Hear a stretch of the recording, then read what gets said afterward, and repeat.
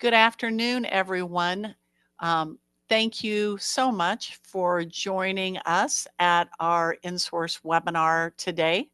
My name is Lisa Paddock. I'm the Regional Director at InSource, and we are so appreciative that you have joined us today, either live on the webinar or maybe you're watching it on our YouTube channel. Please note that you will see a QR code displayed.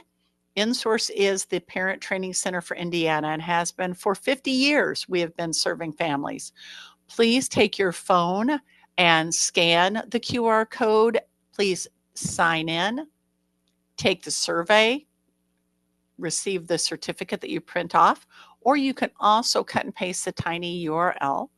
But we want to know that you're here. We so appreciate you being here today and for taking advantage of utilizing the materials that you're going to get on that QR code. And as I stated before, my name is Lisa Paddock. I'm Regional Director here at InSource, and InSource is the Parent Training Center for Indiana. So we help families understand the special education process. And throughout this webinar, I will be dropping a variety of different special education resources into the chat.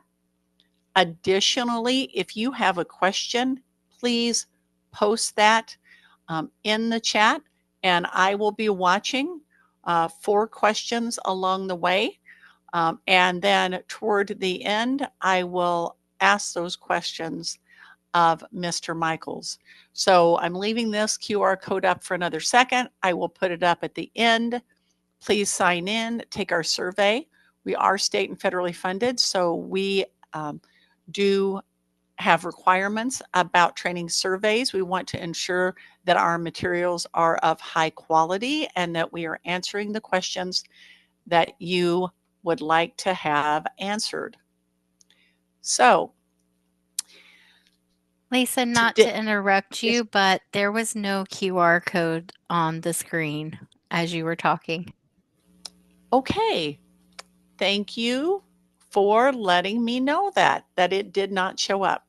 All right. That's why I have Jessica Terry here with me. Now we should have a QR code. Sorry about that. So if you are joining live or you are joining on YouTube, please take a moment to scan the QR code, fill out the training sign in and the survey, and print off your certificate and receive your information, or you can utilize that tiny URL. And again, today we're going to be talking to James Michaels. Mr. Michaels is from the School for the Blind, and we're so excited to have him here. Additionally, this QR code will be put back up for anyone who's not had the chance to utilize it at the end of the survey. So at this time, I will stop sharing. And I would love to introduce Mr. Michaels to everyone. So James Michaels is an experienced counselor and administrator for adults and youth with disabilities. He's worked in the human services arena for over 35 years, beginning his career working with children who were deaf and later transitioning into the field of service to adults and youth coping with vision loss.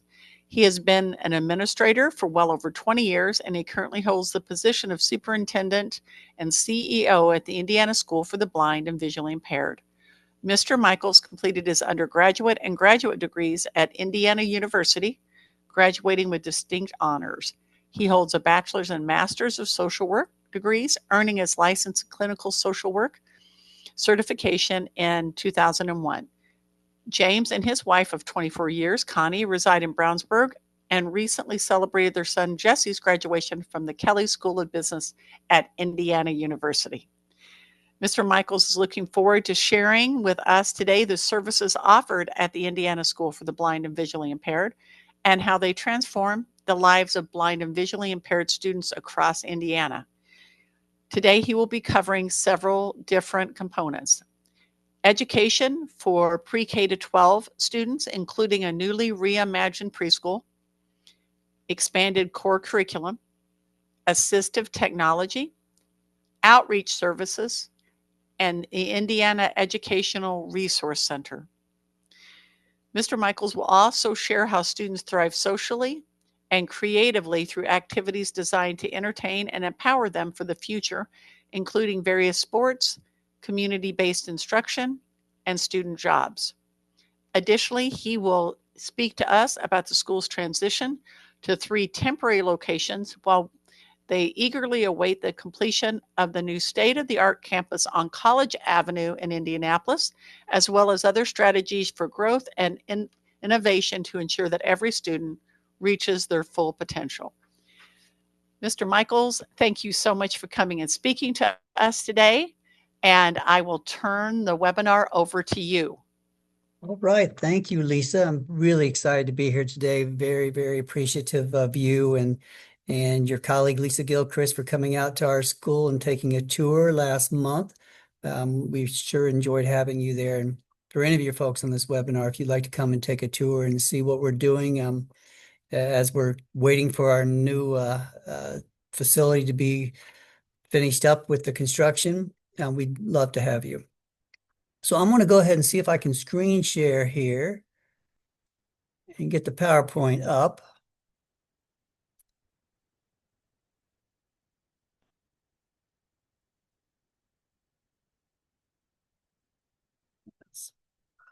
Oh, here we go. There we go. Okay.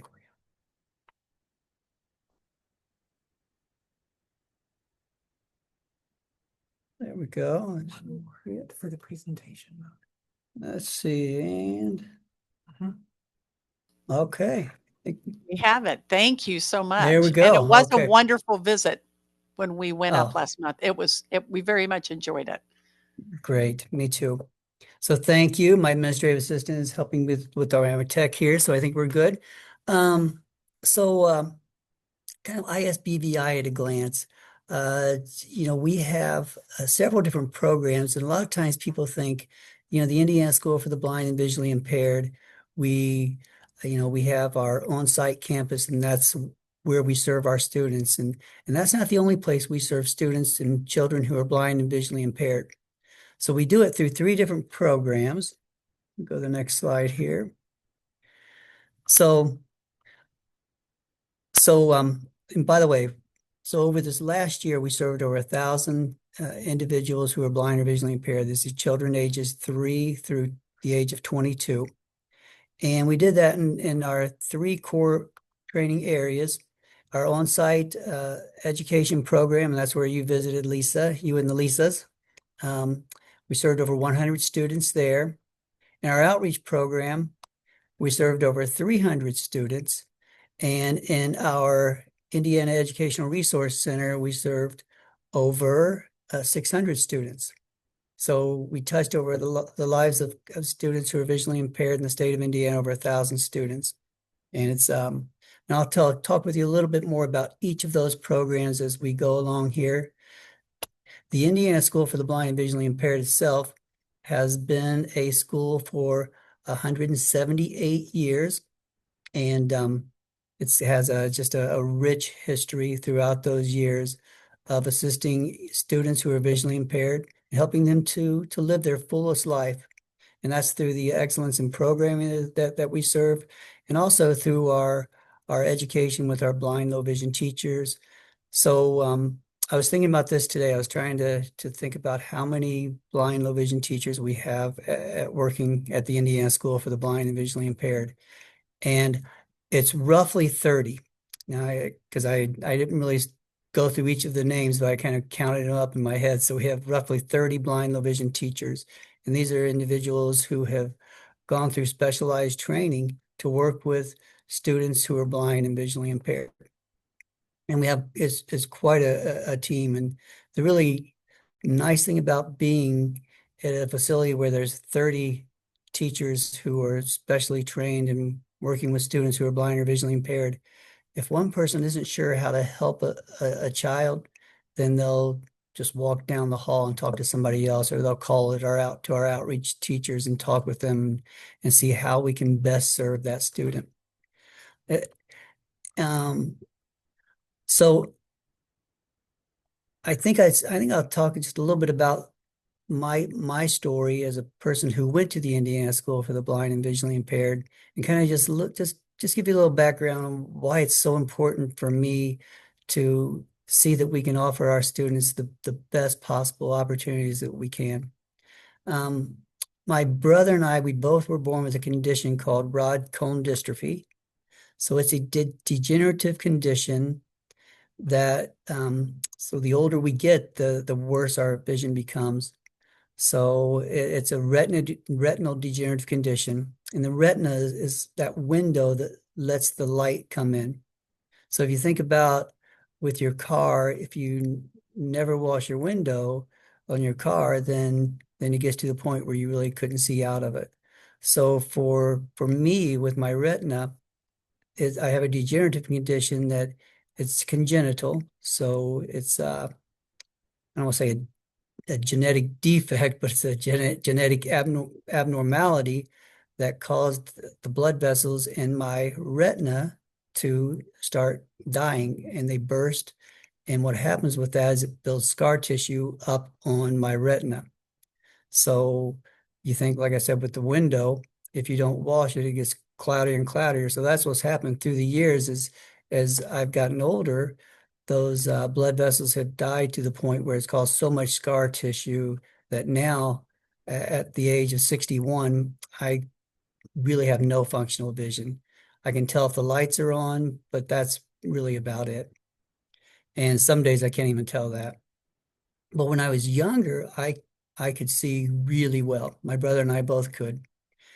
And my brother's 3 years older than me, and he was in the second grade, and I was 4 years old, and he came back home, and the teacher said, "Hey, we did some eye testing, and it seems like your son, my brother Steve, is struggling to see the eye chart.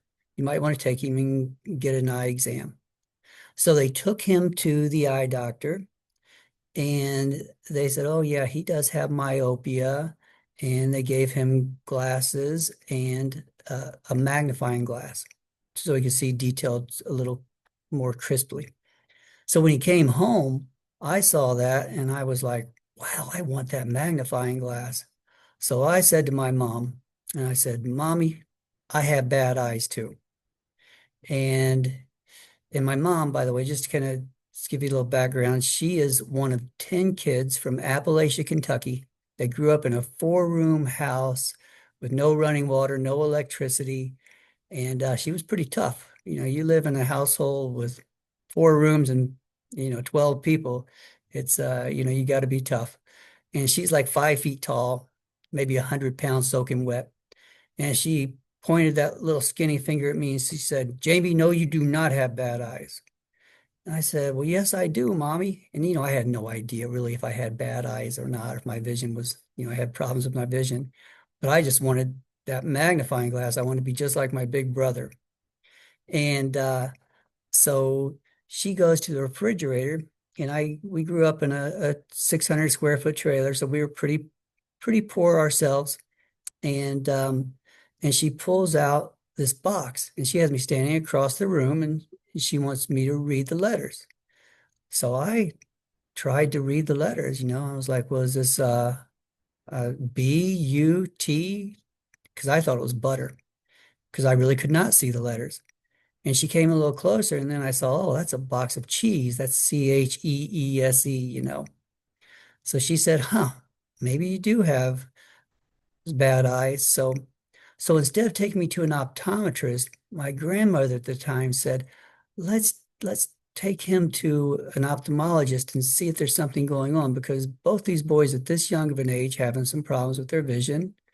Maybe we need to get it checked out by a specialist. So we went to a specialist, and he looked at my eyes, and then he asked me to go sit out in the reception area. And he says, "I'm going to talk to your mom in private." So they went back and they talked, and my mom comes out, and I noticed she has tears rolling down her face. And we start walking out to the car, and I look up and I say, "Why are you crying, Mommy?" And she says, "Honey, you have bad eyes too." And that's the bad eyes. That's what we called visual impairment, at that time. So she said, "Honey, you have bad eyes too." And I'm like, "Yes, I got bad eyes too. That's what I'm going to get that magnifying glass." So we get in the car. I'm pretty excited. She's pretty bummed out. And we're driving home. And, I'm sitting in the front seat, by the way. This is years ago when, we didn't really worry too much about buckling in for young kids and those things. And I'm sitting in the front seat though, and I look over and I see my mom still crying. And I said, "Mommy, why are you crying?" And she said, "Honey, I just didn't want you to have bad eyes too." So what I found out years later is that, and this was actually, I didn't find this out until I was in my 20s, that the eye doctor told her that I had a fast-acting form of retinitis pigmentosa, that my brother and I most likely both have this, and that we'll probably be totally blind by the time we're 18. And that was a lot for my mom, who, you know, didn't have a lot of education. She was trying to figure out how to raise her boys. She had us at a pretty young age. And she was tough though, because she said to me, "I didn't want you to have bad eyes too, but it's going to be okay." And it was.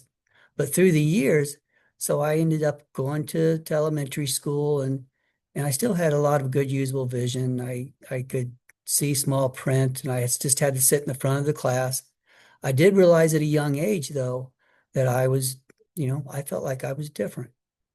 For the kid who wanted to have bad eyes, as I got into school and things, I didn't want to have bad eyes anymore. I wanted to see like the other kids. And they would say things like, "Why are you looking so close to the book? Why you have to sit up in the front row? Why don't you get glasses?" And the glasses at that point were not at a level where they could really help much. So I found myself explaining those things a lot. And it got to the point where, almost every night I had this little prayer where I would say, "God, I don't want to be different. Please make me just like the other kids." And, you know, it wasn't, of course, it just didn't happen for me. And so I was doing fine though. Up through my seventh grade year, I was still getting A's and B's. I was, I could still read small print. I could still see what they were writing on the chalkboards. I was still playing sports, doing those things.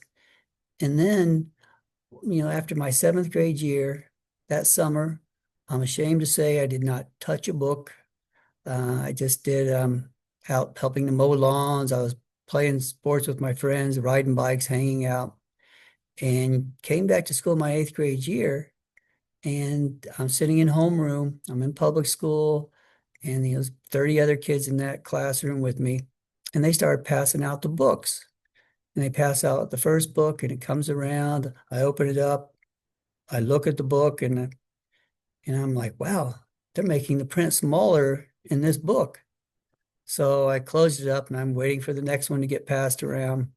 They pass it out. I open it up, and then I look at it again, and my heart starts beating faster. And I think to myself, "Oh my gosh, this book, I can't see the print in this book either."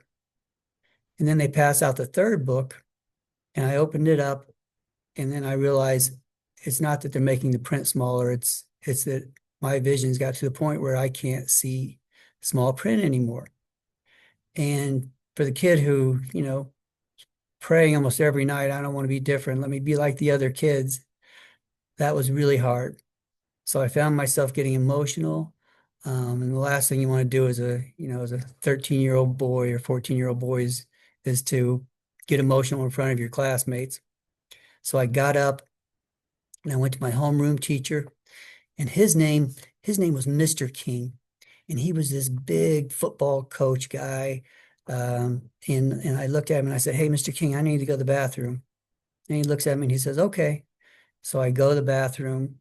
I go in the boys' room. I go in the stall, close the door, put my back up against the door, and I just started crying my eyes out because I didn't want to be different. And I knew if I can't see small print anymore, I'm going to be even more different. And the kids are going to look at me in a different way. And so I got myself together though after, a few minutes, and I had to go back to class. So I went back in and I went up to the desk and I said to Mr. King, I said, "Hey, Mr. King, I can't see the print in those books anymore." And he looks at me and he could tell I'd been, emotional. And he puts his big hand on my shoulder and he says to me, "It'll be okay, James. Go down to the office and talk with them. They can help you out." And even to this day later, 40 some years later, I still think back at the compassion of that big Mr. King, that big football coach, and how he put his hand on my shoulder at a time when I really needed that. And so I went down though, and I talked with this teacher, not the teacher, but the person in the office, and they talked with me, and they said it'll be okay, and they said that they can get me some large print books. So I thought, oh, okay, that sounds all right then. And so about 4 weeks later, so it took a little time to get the books, they came into my homeroom with this big stack of books, these large print books. And if you've never seen a large print book before, especially back then, these books were really long. So they're like about 2 times longer than the other books that the kids are using. And they were wide. And I opened it up and I thought to myself, because all the kids were like, "Wow, look at those books. Oh, dude, they're huge. And I made the decision to myself at that point, I am not carrying these books around. I already feel different enough. I don't want to carry those books around. So what I did was I put them in my locker, and the only time I pulled them out is when my teacher made me. And so I went from being an A/B student to that 8th grade year, getting several Fs. And, and I had this kind of this meeting with my counselor and my teacher, and they all talk with me and my mom, of course, about, hey, we know you're smart enough to go into the 9th grade, but your grade's at a point where we don't even know if we should put you to the 9th grade. And I said, I was like, I'm gonna do better, and I said, I'll carry the large print books around, and I decided I was going to do that. So my 9th grade year, I carry the books around, and I'm sitting still close to the front of the class. But even at that point, I couldn't really see what they were writing up there. So after that year, I ended up getting some Bs, some Cs, and even a couple Ds. And I knew that wasn't good enough. And I felt to myself, I'm just as smart as the kids who, I grew up with. When I was getting A's and B's, it's just now I can't see as good as I once did. It's harder to keep up. So it just so happened after that 9th grade year, there was a principal at an elementary school in Richmond, Indiana, where I grew up. His daughter was going to the Indiana School for the Blind. And he came and he talked to my mom and me, and he said, "Hey, I think you should consider going to the Indiana School for the Blind." And right away I said, "Well, I'm not blind, because I've been trying to hide my vision loss all throughout, my life at that point." And he said, "Not everybody's blind there. Some kids are visually impaired just like you. My daughter's visually impaired. She just is going to that school because they have smaller class sizes. They have teachers who are trained to work with you, and they have technologies that can help out. You should at least go for a tour." So I ended up agreeing to go for a tour. And when I got up there, I could tell my mom was already nervous about it. She was thinking, I don't want him to have to live on campus, because I would have had to live on, I had to live on campus because, an hour and a half drive every day was not really feasible at that time. And so I went ahead and I made a decision after taking a tour to go to the school. And when I got there, after the first 3 or 4 weeks, I had this realization that came to me. I realized, that prayer I was saying every night, "God, I don't want to be different." I'm not saying that prayer anymore. And I realized that the kids at the Indiana School for the Blind are just like kids in public school that I grew up with. They still have the same hopes, dreams. They just have to get there in a different way. They have to do things in a different way to get to that point, to live their dreams. And for me, the educational part was huge for me because we did have the smaller class sizes. Everybody was carrying large print books, or everybody, was visually impaired, and I could walk right up to the chalkboard and they could show me the problems, or the smaller class sizes, it was no problem for them to come and just talk with you at your desk, or let me use a CCTV, which is a device that can make the print larger, and we had several of those all over the place. And my grades went up. I became an AB student again.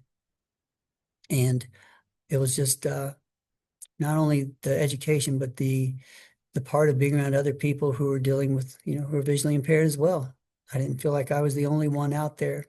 I know my brother was visually impaired, but he was never in my classes with me. So it was just a kind of a magical experience for me, not only from a educational standpoint, but also from a self-esteem and self-confidence standpoint. When you realize in life that you're not so different, you have to do things in a different way, it's really, really powerful. So that was my experience at the Indiana School for the Blind as a student. So that's why I want to be there now. And that's why I want to be right here where I'm at. So I will keep going to the PowerPoint. That was quite a bit about me, but I feel like it's important for you to know why it's so important for me to be there. And I also think for those of you who work, you work with parents, you work with families, I thought that experience would be good for you to hear and kind of help you, just give you my perspective. Thank you for that, Mr. Michaels. That was very meaningful. And thank you so much for being willing to share your lived experience and how you felt and how you were so happy that the School for the Blind met the need that you had and looking forward prepared you. So thank you so much for sharing that. Oh, you are certainly welcome. So let's see. Let me jump here real quick.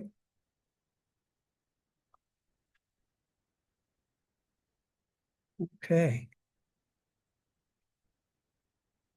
So some of the things from the educational standpoint that I talked about was just the smaller class sizes, and that we can offer for students who are visually impaired. We also have a number of all types of different technology. I'll talk a little bit more about some of the technology that we utilize as regards to Braille displays and screen reading programs for computers and things of that nature. But we also, offer things, that sometimes kids who are visually impaired don't really have much of an opportunity to play sports in their local public schools. So we have a number of sports activities that our students participate in. We have goal ball, which is a sport that's kind of like soccer, but it's indoors, and you're rolling a ball that has bells in it.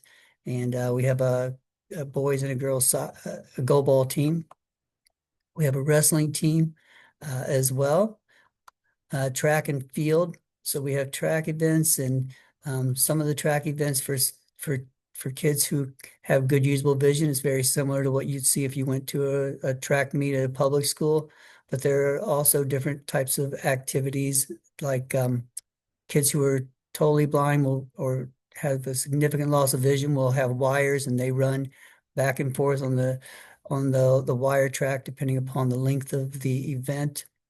They have tandem running, where you'll have one person who has good usable vision will guide a person who has little to no vision. And this gives them an opportunity to really, really participate regardless of what level of vision they have in track. We have swimming and forensics. And swimming, it's an awesome sport for our students, but it's also a great, it's a great life skill to have. The forensic part is really about giving speeches and getting up there and learning how to really just communicate in a setting where they're having to memorize a part of a speech, and you go up there and do that as well. And then we have cheerleading and bowling as well. You'll see some of the pictures there of our students. They did really well in gosh, so many different activities this year. So you can see some trophies. to the next slide here. So some of the other extracurricular things we have is of course, prom, and dances and things of that nature. And by the way, all these pictures you're seeing are activities that took place this past year. We had a beeping egg hunt at the school, and we did this in collaboration with visually impaired preschool services, as well as Clover Nook for the blind and visually impaired. They're a national industry for the blind agency in Cincinnati.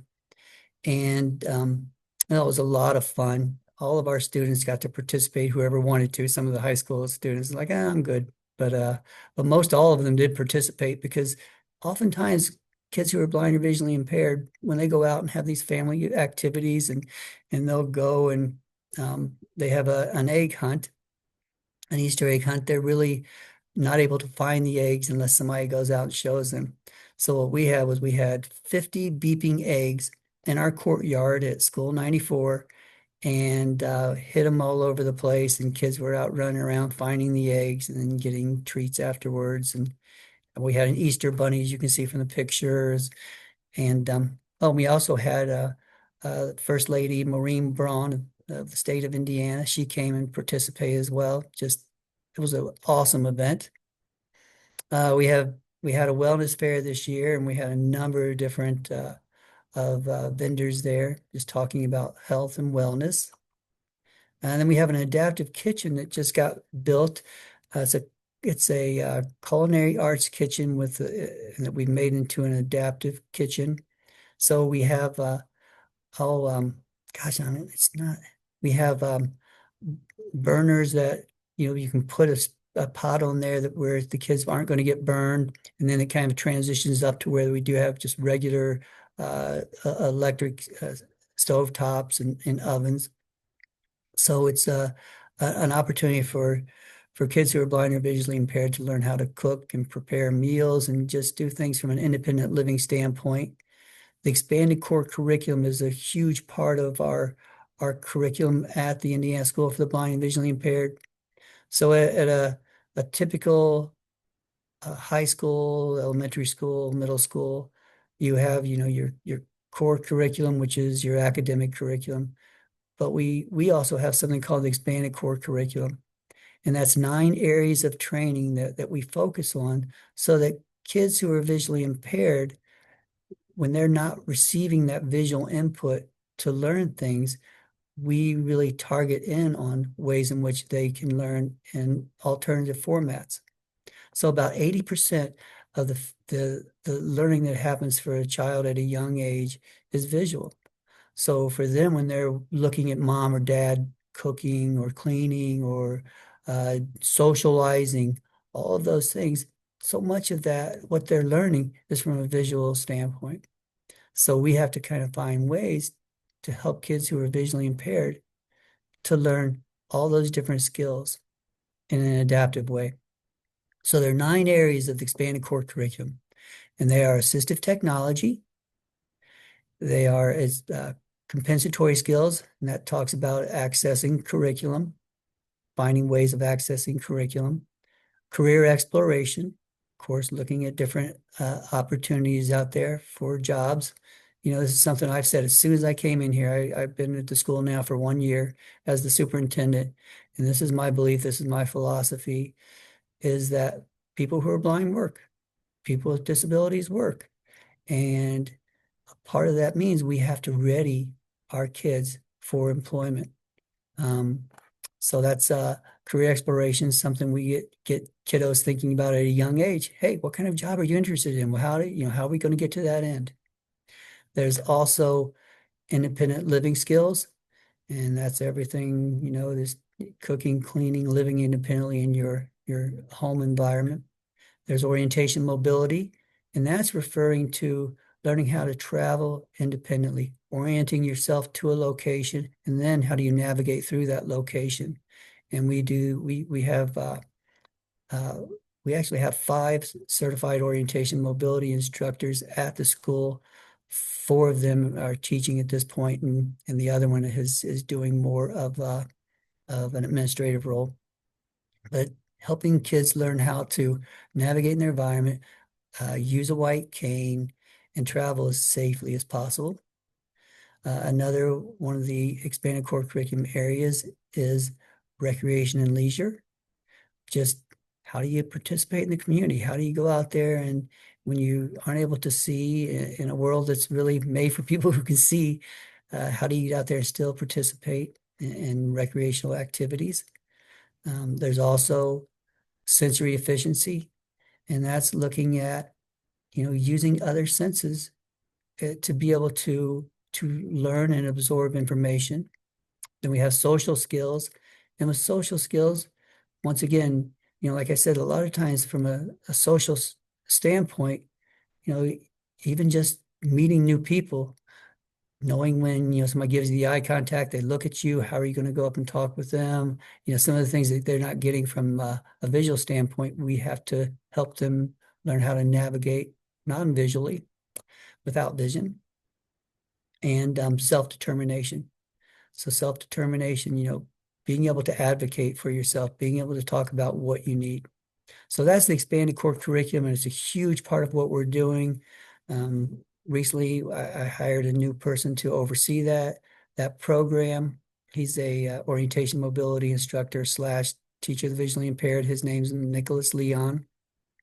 And we have a curriculum that we're really, really developing and strengthening and looking at how we can implement those key areas on a larger scale, not only at the school, but also in our outreach programs. So I'll jump to the next slide here.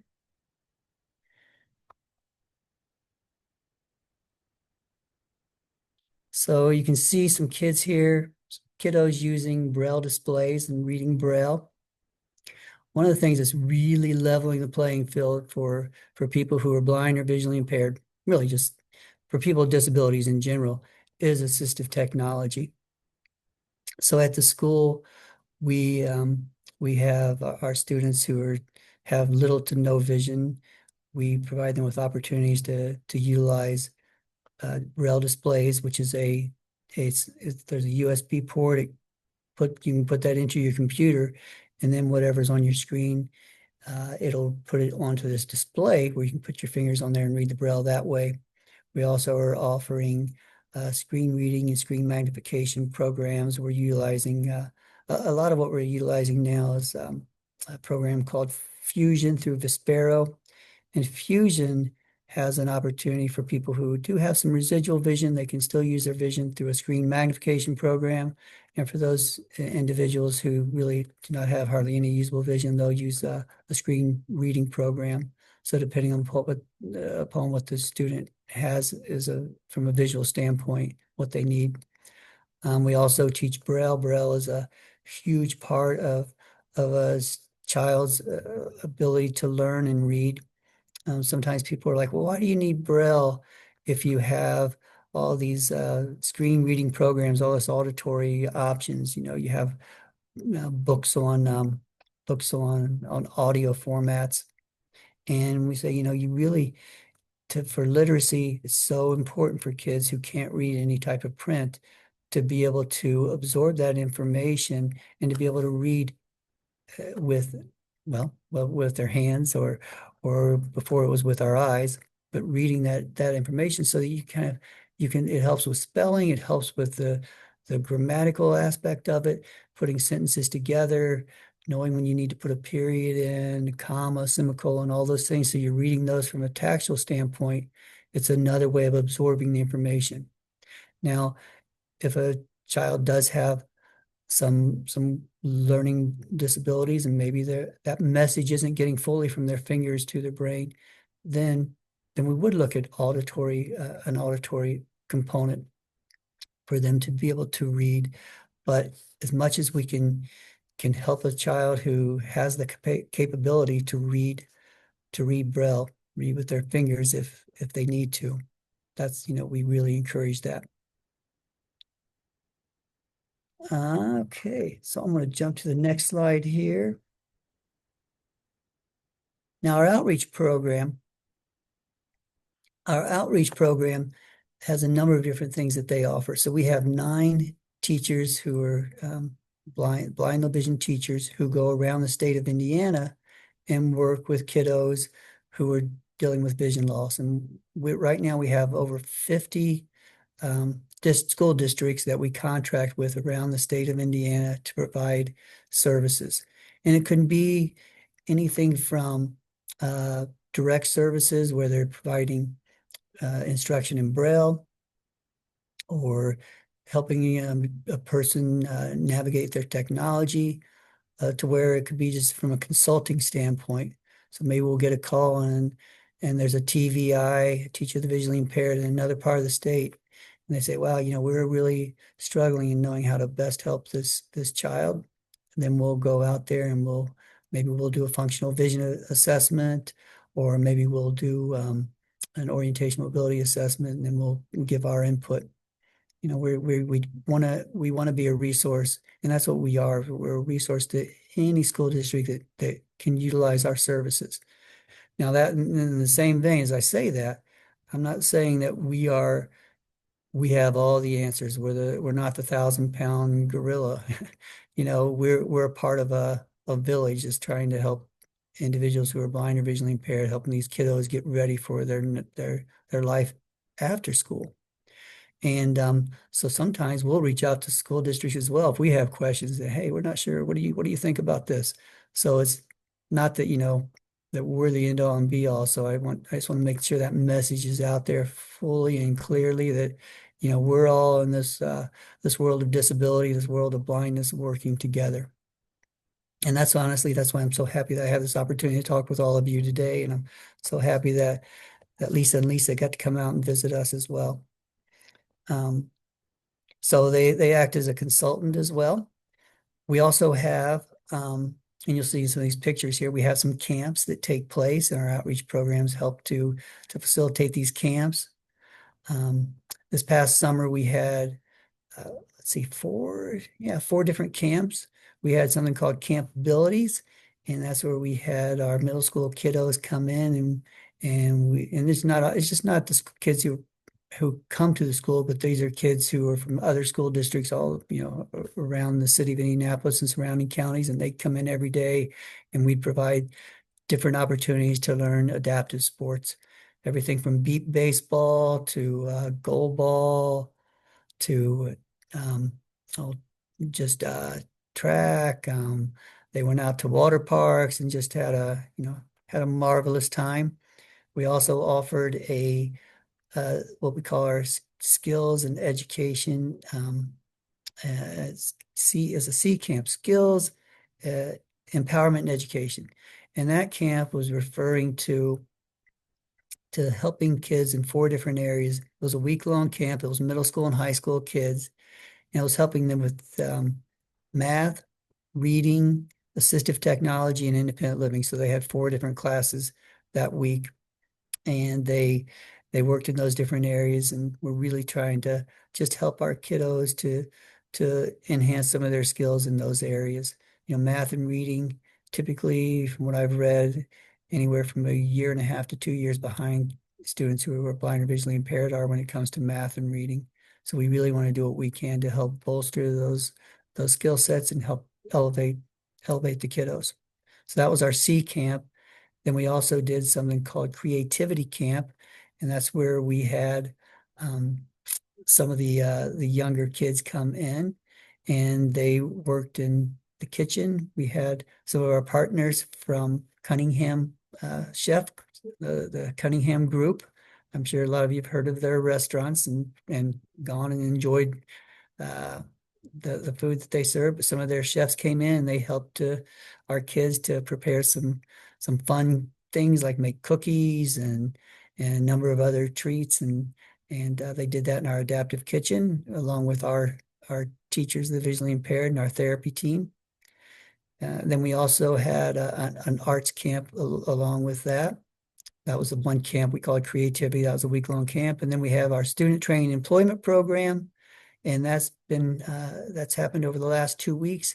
And that's where we have kids 16 and older who are visually impaired from all around the state of Indiana come in, and they they go out there and we provide them with real work opportunities.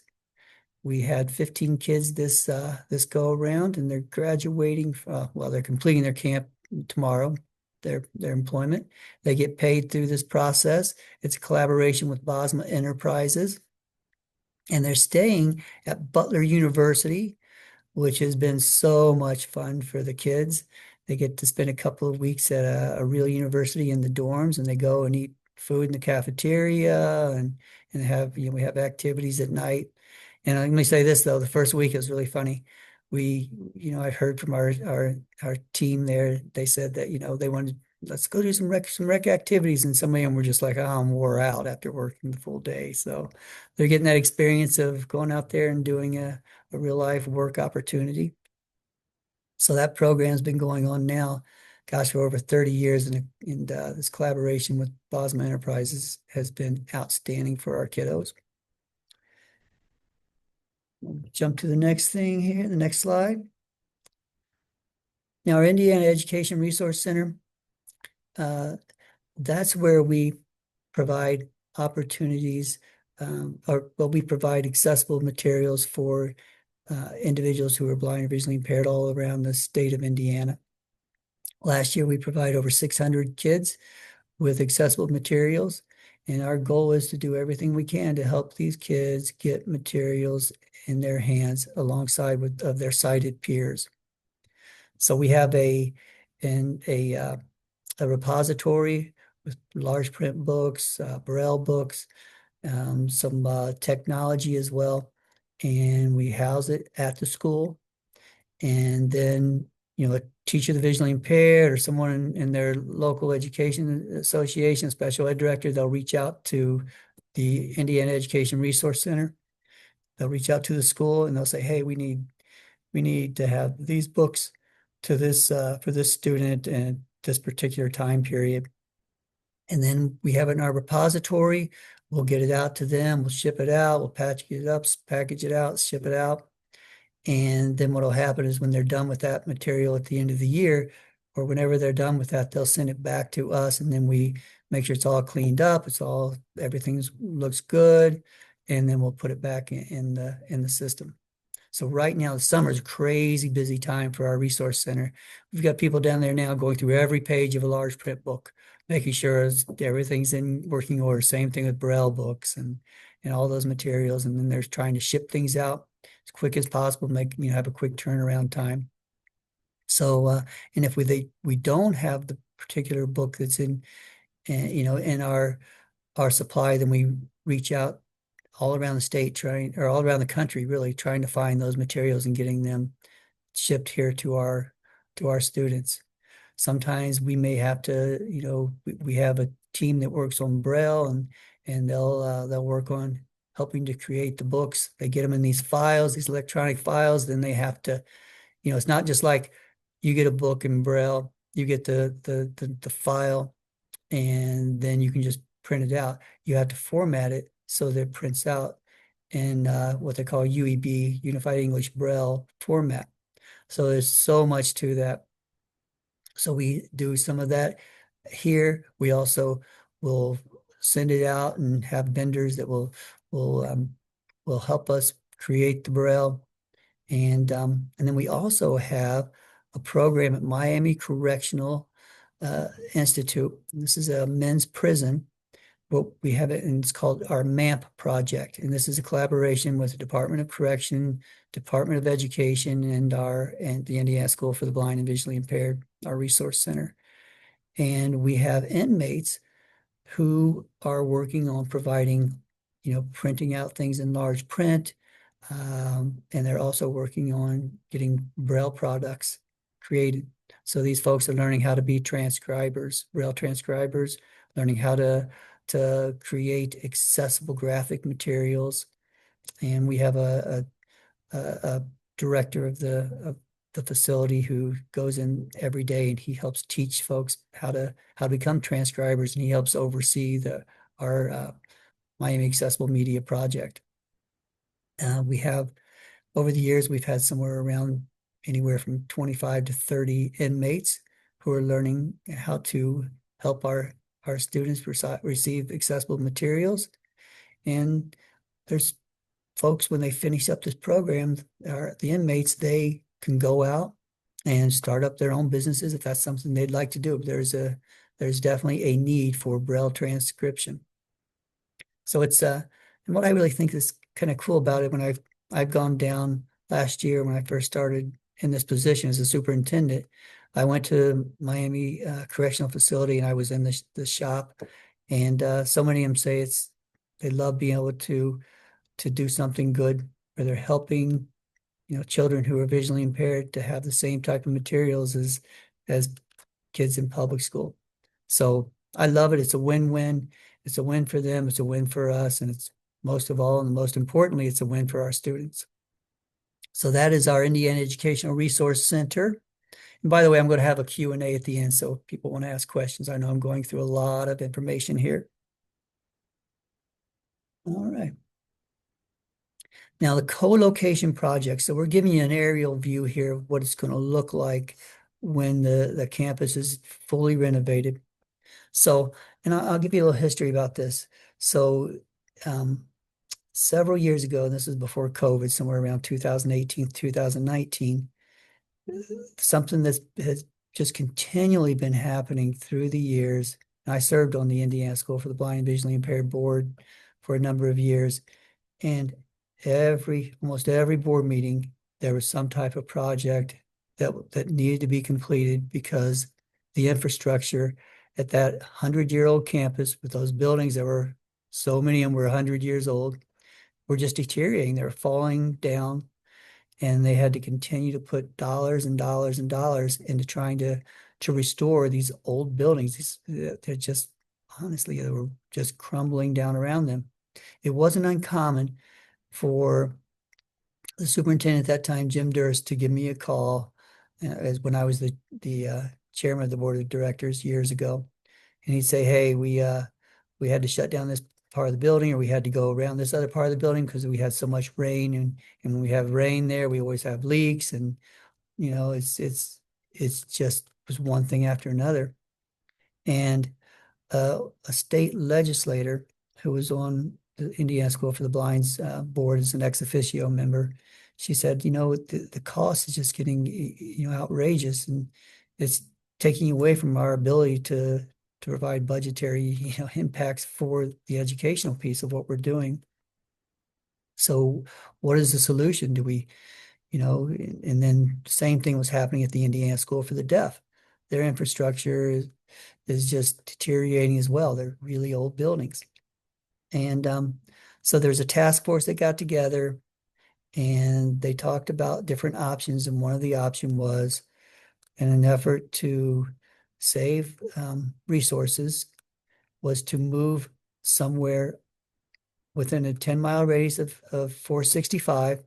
We felt like it would be important to remain near the Indianapolis area, to have a facility that could be built that would house both the Indiana School for the Deaf and the Indiana School for the Blind and Visually Impaired. And that way we could share resources, things like maintenance, cafeteria, the IT infrastructure, some of those things. Campus police, ball fields, gymnasiums, those things. So they felt like that would be the most cost-effective way to go about doing this. So as time went on, there was no space that seemed to be big enough, that we weren't finding any place to be able to build a new campus. And then the suggestion was made, well, what about the feasibility of utilizing the Indiana School for the Blind's campus? It's a 66-acre campus that is at a really good location, good part of the city. And what about the idea of building the school there, the co-located school? And when I say co-located, I want to the reason I'm saying that is because each of the schools will still have their own identity. When educating a student who's visually impaired and educating a student who's deaf, there's a lot of differences, and the educational process in many areas is different. You have to have specialists for both areas. So that was important. That was something the task force had talked about, is how important it is for each of the schools to still be able to educate their students in the format that helps best ready them for, once again, life after the Indiana School for the Blind or the Indiana School for the Deaf. So they did look at the Indiana School for the Blind campus on North College Avenue. If you've never visited, it's an awesome school. A lot of wonderful history there, but the buildings were struggling and in disrepair, so many of them. So they made that decision. Yeah, let's go ahead and do that. And that's kind of the architectural plans that you see here. And they started the renovation project, the build out somewhere. Let's see. Well, really, all the design phase, and they started tearing down some of the old buildings about 6 months ago. So we're hoping that it's going to be done. They tell us by August of 2028. Well, you see this next slide here shows the ball fields and part of the campus as well. So it's going to look at something like that. We'll end up having 10 buildings, an education building with 2 wings. It's a 4-story building. It's going to have a deaf school wing and a school for the blind wing. Same thing for residence hall. It's going to be a 4-story building with residence hall for the school for the deaf and the school for the blind. We're going to share a big field house that will share some of the ball fields, the track, those kinds of things in the dining hall. So it's in progress, it's in process. In the meantime, for those of us at the Indiana School for the Blind, we had to move off of campus because of all the demolition going on and the construction. So we currently have 3 different locations that we are located at. Our education building, it's a former IPS school, School 94, used to be George S. Buck School. And that's where all of our educational programming is happening right now. That's where Lisa visited us. And it was a middle school at one time in public school. And now it's housing all of our students. And it's really a very, very nice building with a courtyard and a playground. And oh gosh, it's a nice building.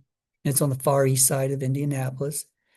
And then we have our business offices, and our foundation is in School 83 and our Indiana Education Resource Center.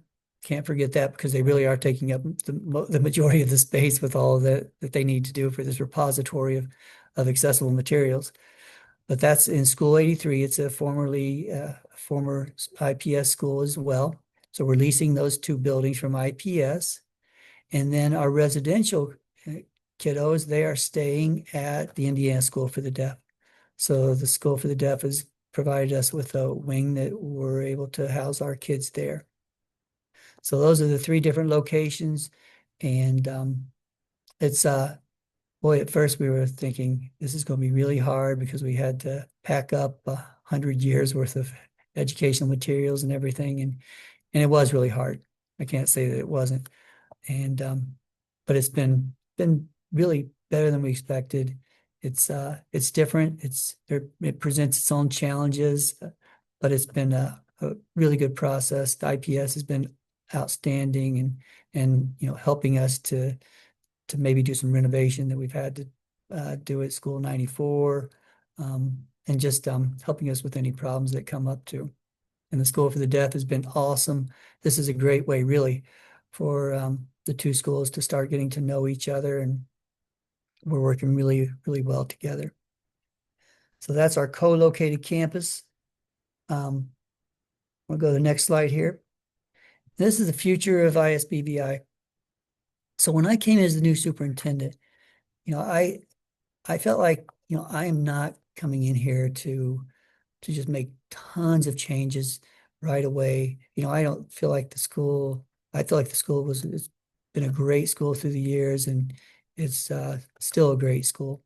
And when I came in, though, my philosophy was, just to see what's happening, learn about the different programs, and then to start, making some changes here and there, some tweaks and things. One of the first things that I did when I came in is I said, hey, I really want us to have an accessibility committee. we get a committee together of our team and just see what do we need to do to ensure that we're keeping everything, making things as accessible as possible. And I mean, when we buy get new software programs, how are we ensuring that those are accessible for not only our students but our staff who are visually impaired? Probably about, I don't know, 20% of our staff are visually impaired. Also, our infrastructure is everything, how can we make things more accessible? So we have an accessibility committee. I also, was started up a social media committee. And that's where I just want to make sure that people know about the wonderful things that are happening at the Indiana School for the Blind. So I encourage all of you to join our Facebook page at the Indiana School for the Blind. We also have started an Instagram page.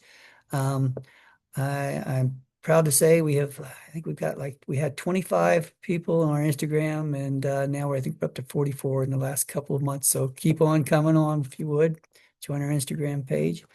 And I can send some of those things, those links and those opportunities for you all through Lisa, if that's okay, Lisa. So social media, we just want to make sure, when you think about for those of you who are old enough, I don't know, maybe I'm the oldest person on this virtual meeting, but you remember the show Cheers? I want everybody to know our name. And that's something that we're really, really working towards getting out there through social media.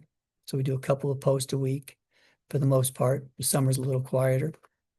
So those are some of the things that I started right away, but then I was just kind of observed and tried to slowly integrate some new ideas. One of the reasons they brought me in as the person as the new superintendent, because Jim Durst was a superintendent for 23 years. He's one of my mentors, friends. He's an awesome person. Was for me, what I bring was I spent 22 years at Bosma Enterprises. And as a part of that, our goal was to help people who are blind or visually impaired get employed or go on to higher education and looking at helping them with their success in their journey of people who are blind work. And so I was involved in creating a lot of new programs and really helping to push those programs forward. We developed an amazing team that did that, really. I was, I don't have to have all the best ideas. I just, as long as I bring in the best people, that's how we all do it together. So when I first started working at Bosma, we served roughly 12 people a year. When I left after 22 years, the last year I was there, we served 936 people who were blind or visually impaired around the state. Really, really proud of that, the growth that we saw. And something that we were really, really keen on was helping our folks who go through our programs, helping them to ready themselves for employment. We've helped hundreds of people through the years find jobs out there in the community. And that's something that one of the reasons they brought me in was to help us to ready those kids for life after vision loss. I believe this. This is my philosophy, and my belief is that it's easier to build strong children than to fix broken adults. So let's get that foundation built and created and help them to believe in themselves, because we certainly believe in them. And so some of the things in the next year that we're really going to look at is just strengthening our early childhood education program. Once again, building the foundation, getting those skills set at a young age. We're re-envisioning our preschool program. We're looking at a new curriculum. We're looking at setting up our room with different sensory options in that room. We've had some of those things in place. We need to really get it in place now, especially since we're at a new school. In the past, we've done some of those things, but we're really looking at bolstering our programs for the preschool and early childhood in general. Making sure the kids have those pre-Braille skills, making sure that we're doing everything we can to help ready them for the next step. Our preschool kids, getting them ready for elementary school, elementary kids, or for middle school, so on and so forth. And sometimes what happens is a parent will bring their kid in for a couple years with us and see if we can help them get their skill set and get their foundation steady and built so they can go back to their public school, or vice versa. Maybe they want to come to the school for the blind because they want to participate in some of the other activities that we offer, like the adaptive sports or some of the technology that we have in place. So building that early childhood education program, strengthening it, that's something we're really working hard on. Enhancing parent engagement. We just participated in with our foundation in a project. It was a gaps analysis. Our Blind Children's Foundation sponsored this through our donors, and they surveyed over 200 folks around the state of Indiana, experts, parents, some of the TVIs, a lot of the stakeholders around the state, trying to figure out what kind of gaps are out there. And something that came to the forefront time and time again is just parents felt like they were isolated. They felt like they were alone out there, and they really needed to have some connection. And sometimes we have parents that said, I don't know what to do. I don't know how to best help my kiddo. So we are just recently, I have transitioned a teacher into a parent engagement community liaison role. And what they're going to be doing is they're going to be having virtual monthly meetings and to provide education to parents of children who are visually impaired. They're going to look at going around the state, doing some activities, some events, and just really trying to engage with parents so that they know they're not alone out there, and that we can help be a resource for them. So parent engagement is going to be an initiative we're really, really focusing in on this next year. And then finally, too, enhancing access to mainstream technologies. I mentioned earlier that we placed hundreds of people in jobs at Bosma Enterprises through the years, and we found this time and time again. We saw this time and time again. Our clients, our adults who are visually impaired, the ones who are the most successful in finding jobs were the ones who knew how to use technology. I'm not saying if you weren't great with technology, there weren't jobs out there, because there are, but a way of opening that door and getting in the door is being able to utilize mainstream technology, computers, Windows-based computers, Mac computers, those things, along with the assistive technology. Because when you're visually impaired, it's not like you're learning just how to use Microsoft Office, email, those things. You have to learn how to use email, but then you also have to learn how to use that in conjunction with either a screen reader, screen magnification program, or a Braille display, those kinds of things. How does all that interact? So we're really, really getting a strong emphasis on that. My hope for the school, and we're working on this with our Blind Children's Foundation. We're working on this with our partners with the Lions Club project, and we're really trying to get technology in the hands of our students at a young age. So my hope is within this next year that our students who are visually impaired that go to our school will have a Windows computer with either a screen reading program or screen magnification program, whatever they need, but they'll have a laptop that they'll be able to utilize from the 3rd grade and up. So we really want to get it started at a young age.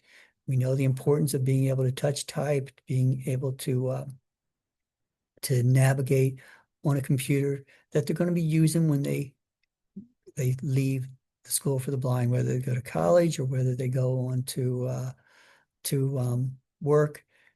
Almost every job anymore, you have to be able to use a computer to some degree, or at least it helps open up doors if you can use it. So we want to make sure our kids have as best of an ability to, and as many opportunities as possible to utilize a computer with the technology to help them to be successful. So getting them started at a young age is a big emphasis as well. And then one last thing when we talk about technology is we also are utilizing some of the full page Braille displays, and they're kind of like really they're kind of mini computers to some degree, but these are something called the Cadence. We've got a project going right now with tactile engineering, and they're providing us with these full-page Braille displays that can provide graphics for our kiddos and helps them with vertical math, which for kids who have little to no usable vision, math can be really, really challenging. So this is kind of helping to level the playing field to some degree. We're also utilizing another full-page Braille display called the Monarch. So we're really looking at bringing in, the best technology that's out there, because frankly, our kids deserve it. Our kiddos deserve it. So that's kind of some of the things that we're looking at for this next year, and just continue to build on what we've done. So that all being said, and I know I've talked a lot, so any questions for me? Thank you, Mr. Michaels. You have done a wonderful job. Thank you. Sharing all of this great information. We do not have any questions at this moment, but I have a few things maybe to ask you or to bring to our audience attention. So Yes. One thing that individuals watching this should know is that if your child is blind or has low vision, they would have to go through their local school Thursday, June in 26th. order Music to volume set to 20%. Sorry take a about look that. at that's all right, in Sorry. order to Music volume set look to at 20%. Make a call. enrollment into the Selected, school enter for the phone number, blind. edit box. Double tap So, to activate. I Double turn off my tap. phone. We got a new phone system Sure. that will not Nope, be quiet, understand. but it's accessible. As you can tell. Yeah, that's It's wonderful. an accessible phone system.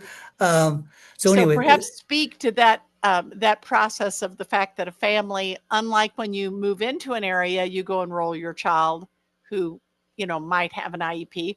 When it comes to the school for the blind and the school for the deaf, that goes through your local school's case conference to make that determination, and work Yes. together if that student's going to attend the school for the blind. Correct.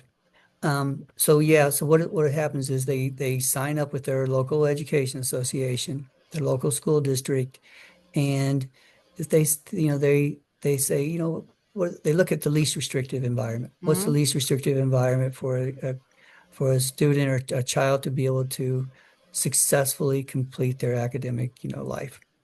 And then if they feel like, we could use some place to at least explore the option of the Indiana School for the Blind and Visually Impaired as a possible site for them, then what they'll do is they'll hold a case conference. They'll ask us to participate as well, and we'll participate, and we'll find out what are this child's needs, what have they been doing, where are they at with their IEP. And then if it's determined that, it seems like the Indiana School for the Blind would be a good fit, then they'll come there. If not, then, we would just be a part as a resource. If you need us for consultation, or you need us for any kind of itinerant teaching to go out and help periodically, we can do that as well. So that is the process. Now, if a parent says, I don't know if it's the best thing for my student, and I don't know what they really do at the Indiana School for the Blind. We do a lot of tours. So we take kids through tours or their parents through tours and with their kid, and just to see, is this the right fit? Because my philosophy with it is, if your child is thriving in public school, then that's where they need to be. Maybe there's some supports we can offer. Maybe we don't need to. If your child's not thriving, though, then they really do need to look and see, is the Indiana School for the Blind and Visually Impaired the best fit for them? Now, to be honest, for like me, when I was a kid, I could have made it through school. I could have made it through public school, but I wasn't thriving. I was, getting B's, C's, and D's for me. I'm not saying I'm the smartest person in the world, because I'm not, that's for sure. But I can do better than that. My parents knew I could do better than that. I knew myself I could do better than that. And but I wasn't going to be able to do it where I was at. Right. And not only thriving too, sometimes thriving to me means, are they are they a kid who loves sports? Are they a kid who loves extracurricular things that they're not able to get in their public school? That's a part of the whole life learning as well. That whole part of being, feeling like you're living up to your fullest potential. So, it's a tough thing, but if a parent ever wants to come and look at the school and just learn about that, even if it's, even if they haven't talked to the school district about it, which I would hope they would talk to their school district. That'd be my first thing, say, Mhm. talk to your school district about it, but also to get educated, come and see what we do too. That's great too. So any of those Wonderful. things. Yeah. Wonderful. And yes, you mentioned before partnering with information on our social media platforms. That's what Jessica Terry does. We would be glad to do that and share information out. And lastly, um, I just additionally want to thank you for making the point about employment and individuals who are blind or have low vision or have any other disability, that the hope and expectation is employment. So thank you for the It fact is. that the School for the Blind is looking forward to prepare students for college, for jobs, for a full life. That is it, because really, you know, part of the American dream, living the American dream is, you're working, you're out there in your Yes, community, you're giving back. I know a lot of times people think, oh, you can get on Social Security, wouldn't that be good enough? That's really unless you have wealthy parents or friends or things like that, that's a life of poverty. And we want our kids to live to their fullest potential. I want people to see me walking around the block at my house and say, hey, oh, there goes James. He's Jesse's dad. He's a superintendent of the school. He also goes and helps out the food pantry. A community right. member living the American dream. That's what I want our kids and our people, folks with disabilities to have that opportunity and to know that they can do it and let them know we believe that they can do it. We believe in them. So Absolutely. that's gonna be my theme. Well, I'm not gonna say it 100% because I don't want to, but our theme this year is going to be believe. That That's our is school year theme, wonderful. believe. And believing And in yourself and believing in others. That's what it's about. And can I tell you one quick story? yes, please do. Graduation this year. So one of the things that I did when I first started working at the school is I just let the kids know, hey, I believe in you. And we at the school, our teachers, all the staff here, we're here for you. We believe in you. And at the graduation, we had our first graduation, and I was the superintendent, and we had 8 kids who graduated. And when they come up on stage, they get their diploma. The principal and our board chair on one side is getting their diploma. Then they walk across the stage by themselves. They walk across the stage and they come over to me and our school counselor. They turn around with pictures and use their tassel, put it over from left to Mhm. right. And I shake their hand. And I said to every one of them, I believe in you. And as they're walking off the stage, when I shake their hand, they're walking off. And then about the 5th kid that comes up, I say the same thing. I shake his hand and I say, I believe in you. And he says to me in this most sincere voice ever, and he meant it so much so, he said, I believe in you too. Mm, And yes, that's what the spirit of what we're doing is all about. We believe in each other. So that's why I really, really want to make sure that's our theme this year. Believe. absolutely. That is the wonderful. As we support each other and believe in each other, that we can work together and that everyone can be part of the community.